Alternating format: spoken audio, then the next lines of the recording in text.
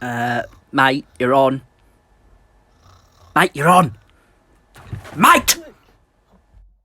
Oh. Hello. Welcome. My name is, narrator. That's me. Welcome. And basically today I'm here to tell you a little tale. So let's have a quick flick through. 50 Shades of Grey, 50 Shades Darker, 50 Shades Freed, 50 Shades of Hay. It's this one. It's Romeo and Juliet. It's Romeo and Juliet. I haven't got my glasses. Romeo and Juliet. Thank you, audience member. So, let's start the story, shall we? Once upon a time, in a far-off mystical land. It's Italy. Shut up! Called Italy, there were two rival families. The Montagues and the Capulets.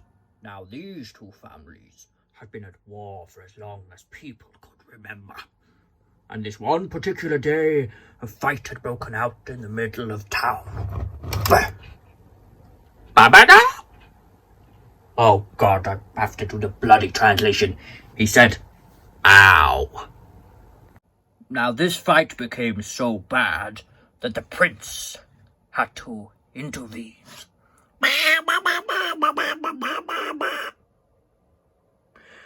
He said, "Either you stop, or I kill you both." So they stopped and went their separate ways. Now here we meet our fabled hero, Romeo. That's Lady Gaga. Shut up! He seems to be extremely lovesick over a girl called Rosaline. So to cheer him up, his best friend, Benvolio, comes along and promises to help him feel better. I promise I'll help you feel better. Thanks, but I want that bad romance. After that, Lord Capulet meets with Count Paris. Now, Count Paris here wants to marry the most beautiful girl around, Juliet. However, Juliet is only 13 and does not believe that she wants to marry. But Lord Capulet wishes for her to marry Count Paris. So Capulet invites them to a royal ball, which Paris accepts. Lord Capulet's servant goes round to deliver the invitations, but he cannot read, and Romeo and Benvolio both see that Rosaline's name is on that list, and they both plan to crash the Capulet ball. Whilst talking to her nurse, they both decide that Juliet should definitely meet Paris. Now, at the ball, Romeo, Benvolio, and Mercutio all wear masks to disguise their Montague faces. And this is where Romeo first sees the most beautiful Juliet.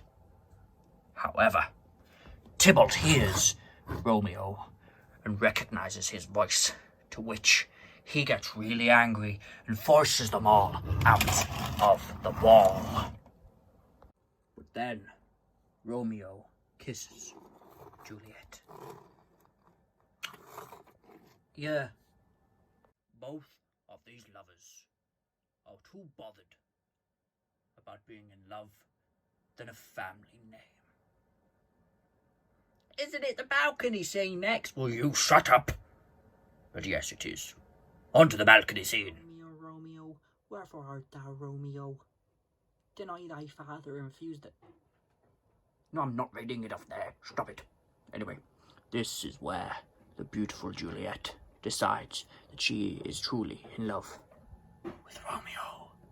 And Romeo tells her he feels the same, and that they also should get married. I'm Friar Lawrence. Bless you, my child. I'm here to marry Romeo and Juliet as long as it stops the family feud. Bless you, my child. Okay, now I'm going to skip a lot faster over this part of the story. Tybalt kills Mercutio, and Romeo kills Tybalt. Simple, okay? Romeo is then banished by the prince. Simple. But then, Capulet will disown Juliet if she doesn't marry Paris. Juliet, my child, I promise you with this drug you can pretend to be dead for 48 hours, and then you can rise out of your tomb, go and live with Romeo for the rest of your life. I will give him a letter to tell him all of your plan. I promise. Now go, take it. Okay, final part of the story. Juliet takes a drug. She pretends to be dead. The Capulets find her in the morning. They take her to the tomb. She's now in the tomb. Okay. Romeo never got the letter to say that Juliet was planning on to pretend to die.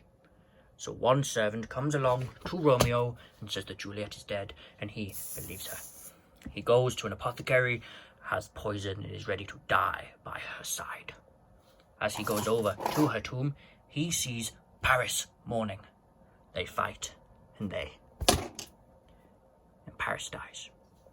Romeo walks along into the tomb, and he kills himself.